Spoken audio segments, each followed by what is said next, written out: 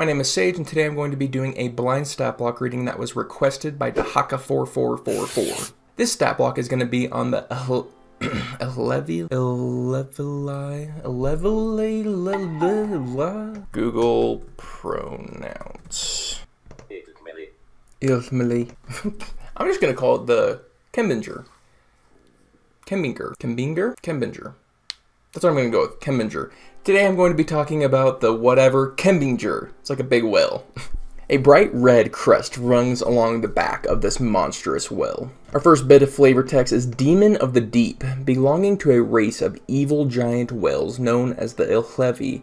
The Kembingur is a terror to behold. It rapaciously haunts down ships to sink them and gorge itself on the crew, and many sea-going humanoids believe it to be some sort of demon or evil spirit. Blood on the high seas. The Kembingur's ability to smell blood is legendary, and the beast has been known to track bleeding targets for days without rest. A Kembingur typically thrashes around in the water to founder smaller vessels it cannot easily overturn.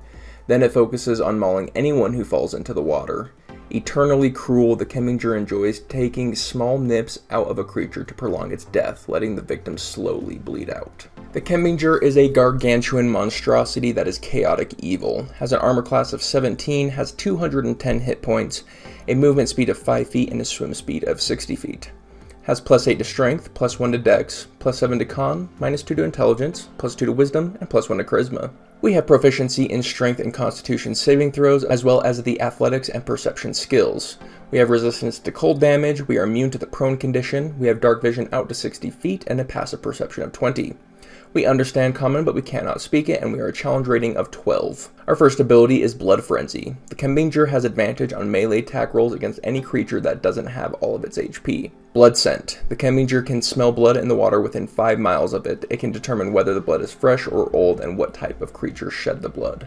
In addition, the Kembingur has advantage on Wisdom Perception and Wisdom Survival checks to find or track a creature that doesn't have all of its HP. Our next ability is Hold Breath. The Kembingur can hold its breath for 1 hour. And then finally we have Siege Monster. The Kembingur deals double damage to objects and structures. Moving into our actions, we have Multi-Attack. The Kembingur makes 1 bite attack and 1 tail attack. The bite attack is a melee weapon attack with +12 to hit, a reach out to 10 feet, hits 1 target, and on hit does an average of 29 piercing damage. The tail is a melee weapon attack with +12 to hit, a reach of 20 feet, hits 1 target, and on hit does an average of 26 bludgeoning damage. Our final action is Churn Water, which recharges on a 4 through 6. The Kembingur thrashes violently. Each creature within 20 feet of the Kembingur must make a DC 17 dexterity saving throw, taking on average 36 bludgeoning damage on a failed save or half as much damage on a successful one. The water within 60 feet of the Kembingur becomes difficult terrain for 1 minute. Each creature that starts its turn on the deck of a ship in that area must succeed on a DC 17 dexterity saving throw or fall overboard. Okay, so let's talk about the Kembingur and what kind of tactics it's going to employ. Looking at its stats, first and foremost, we have high strength, high constitution, and everything else is either low or abysmally low. So that means that we are going to be a straightforward creature. We're not going to have any kind of tactic that's very complicated. It's going to be very direct. And with a strength and constitution like that, it can get away with being that direct without being punished. Now, because it's a siege monster, that suggests that it's going to attack the boat more than it's going to attack people. That's going to be its initial target.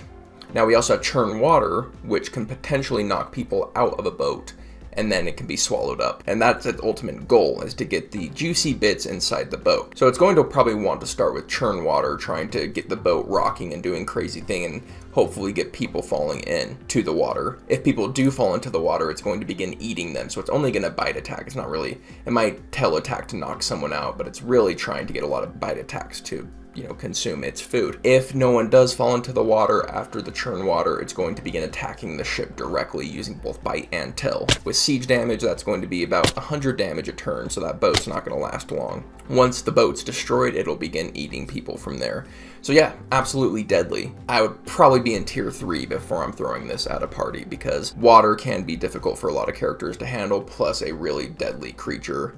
There you go. And I get the sense that this creature is going to eat as much as it can. It's malicious and it's going to eat everybody there. It's not going to quit or get full and then leave. It's the type of creature that would even eat for fun. So once the combat's begun, until it gets probably below 50% health, there's no way that it's going to retreat. If it did get below 50% health, I think you could viably say it swims away and potentially comes back at another time since they're all bleeding and it can track it, but that's for you to decide. Now that's my initial take on the Illhveli Kembingur thing. Damn, that name's ridiculous.